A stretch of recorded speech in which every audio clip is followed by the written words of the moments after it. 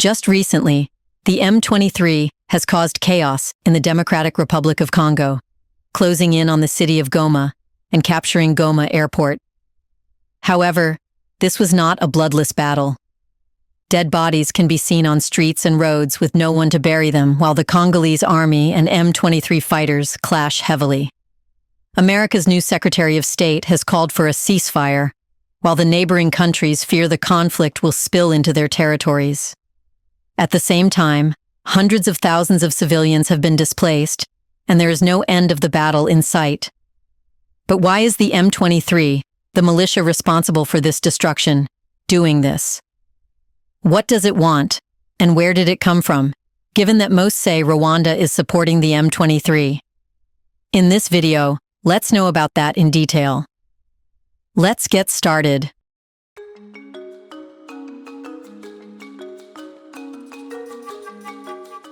The March 23rd movement, or M23, is not just another rebel group in the Democratic Republic of the Congo. It is the latest version of a long-running strategy where foreign-backed militias are used to destabilize eastern Congo while extracting its vast mineral wealth. Yet, M23 presents itself as a movement fighting for the rights of Congolese Tutsis and other Kinyarwanda-speaking minorities, but its true purpose runs deeper. This group is the product of decades of Rwandan and Ugandan military interventions, power struggles, and resource exploitation, all carefully disguised under the pretext of ethnic grievances. To understand why M23 exists today, it's necessary to look beyond its 2012 formation and explore the larger historical forces that shaped its rise. The origins of this conflict trace back to the 1994 Rwandan genocide, the First and Second Congo Wars, and the evolution of past militias, like the National Congress for the Defense of the People, CNDP, the direct predecessor of M23. The Rwandan genocide was one of the most horrific atrocities of the 20th century. In just 100 days, over 800,000 people, mostly Tutsis, were massacred by Hutu militias, particularly the Interahamwe and remains of the Rwandan armed forces. When the genocide ended in July 1994, the Rwandan Patriotic Front, RPF, a Tutsi-led rebel group under Paul Kagame, overthrew the genocidal regime and took control of Rwanda. However, the consequences of the genocide did not stop at Rwanda's borders. More than 1 million Hutus, including many who had participated in the killings, fled into eastern Zaire, now the DRC, and set up massive refugee camps near the border. Among them were leftovers of the FAR and extremist Hutu militias who reorganized under the banner of the Democratic Forces for the Liberation of Rwanda, FDLR. From their bases in Congo, these groups launched cross-border raids into Rwanda, attacking Tutsi communities and threatening Kagame's newly formed government. For Kagame, allowing Hutu militias to operate freely in eastern Congo was out of the question. But his ambitions went beyond security. Eastern Congo was home to massive reserves of gold, coltan, diamonds, and other valuable resources that Rwanda lacked. In 1996, Rwanda, alongside Uganda, invaded Zaire under the pretext of neutralizing the FDLR. However, their real objective was much larger. They wanted to remove the longtime dictator, Mobutu Sese Seko, who had lost the favor of Western powers and was struggling to maintain control over his vast but fragile country. With Rwandan and Ugandan support, a Congolese rebel force led by Laurent Désiré Kabila, known as the Alliance of Democratic Forces for the Liberation of Congo, AFDL, quickly swept across the country, overthrowing Mobutu in 1997 and installing Kabila as the new president. However, once in power, Kabila realized he was being used as a puppet by his former allies. Rwanda and Uganda were not just concerned with security, they were heavily involved in plundering Congo's resources and smuggling vast amounts of minerals back into their countries. When Kabila turned against Rwanda and Uganda in 1998 and expelled their forces from Congo, it triggered the Second Congo War, a conflict so devastating that it became the deadliest since World War II, killing millions through direct violence, starvation, and disease. In response to Kabila's betrayal, Rwanda and Uganda created new rebel groups to maintain their influence in eastern Congo. Rwanda backed the Rally for Congolese Democracy, RCD, a militia dominated by Tutsis that controlled large parts of North and South Kivu, while Uganda supported a rival faction of the RCD and the Movement for the Liberation of Congo, MLC. Despite the war officially ending in 2003 with a peace deal, Rwandan and Ugandan forces never truly left. Instead, they continued supporting proxy militias to control the mineral trade in eastern Congo. One of these militias was the CNDP, led by Laurent Nkunda, a former RCD commander and ethnic Tutsi warlord. Officially, the CNDP claimed it was protecting Congolese Tutsis from Hutu militias, like the FDLR, but it was widely known that Rwanda was backing the group to maintain control over North Kivu's lucrative mines. By 2008, the CNDP had become so powerful that it threatened to capture Goma, a major city on the Rwandan border.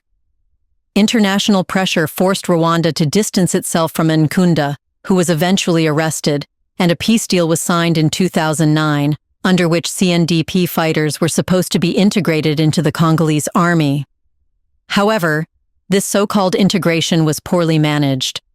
Many former CNDP fighters felt betrayed, claiming they were sidelined, underpaid, or mistreated by the Congolese military.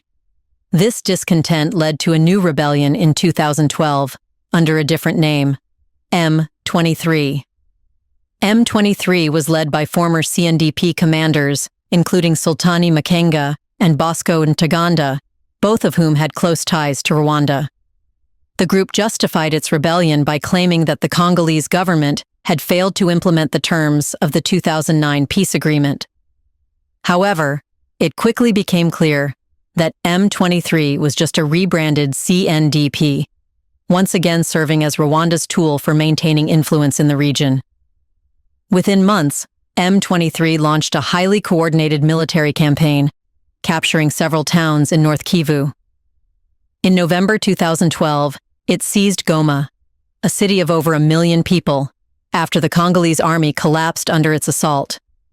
Thousands of government soldiers fled, and despite the presence of United Nations peacekeepers, the rebels marched into the city unchallenged. Interestingly, the same has happened now. The international backlash was swift. Under immense diplomatic pressure, Rwanda withdrew its support, and M23 was forced to abandon Goma in December 2012. However, the fighting continued for nearly a year. In late 2013, a UN-backed Congolese military offensive dealt M23 a crushing defeat, forcing its fighters to flee into Uganda and Rwanda, where many either surrendered or were absorbed into foreign militaries. For nearly a decade, M23 seemed to have been defeated. But as history has shown, wars in Congo never truly end. They just go inactive. By late 2021, M23 returned, stronger and better equipped than before. This time, its fighters were seen using sophisticated military technology, including anti-tank missiles and night vision equipment. Reports from the United Nations, the United States, and France confirmed that Rwanda was once again providing direct support to M23, despite Kigali's repeated denials. However, this resurgence was not about protecting Tutsi minorities. It was about controlling eastern Congo's minerals and ensuring that Rwandan influence over the region remained unchallenged. From the moment M23 emerged in April 2012, it was clear that this was no ordinary rebel group. Unlike the fragmented militias that typically operated in the region, M23 moved with precision, discipline, and firepower that suggested it had far more than just local support. Within months, the group launched an aggressive military campaign, swiftly seizing control of key towns in North Kivu. Their first major victory came in July when they took Bunagana, a strategic border town with Uganda. This gave them access to vital cross-border logistics, weapons, and a lucrative trade network that provided a steady flow of revenue. By August, they had captured Rutshuru and Kiwanja, tightening their grip on the region and effectively cutting off government supply routes. Then, in November, they overran Kibumba, a battle that showcased their superior weaponry, including 120mm mortars, anti-aircraft guns, and night vision equipment, highly sophisticated tools that few local militias could access. Before we continue further, tell us, are you enjoying the video? If yes, please like and share the video and subscribe to our channel to watch more videos on Black Africa. Let's continue now. As M23 continued its rapid expansion, military analysts and UN investigators began to take note of just how well-equipped and well-trained these rebels were. Unlike the poorly funded and often undisciplined Congolese army, M23 fighters moved in organized battalions, used radio communication for battlefield coordination, and executed strategic assaults with a level of efficiency that pointed to direct military training. Their arsenal included modern assault rifles, heavy machine guns, and precision-guided mortars, weapons far beyond what most Congolese militias could obtain. By October 2012, reports from the United Nations and Western intelligence agencies provided undeniable evidence that Rwanda and Uganda were actively supporting M23. Satellite images and intercepted communications showed Rwandan troops crossing into Congo to reinforce M23 positions, while defectors testified that Rwandan military officers were involved within the group's command structure. Supply chains of weapons and ammunition were traced back to Rwanda, and military experts noted striking tactical similarities between M23 and the Rwandan Defense Forces, further reinforcing claims of external backing. By early 2022, M23 had fully rearmed and reorganized, launching a fresh military campaign across North Kivu.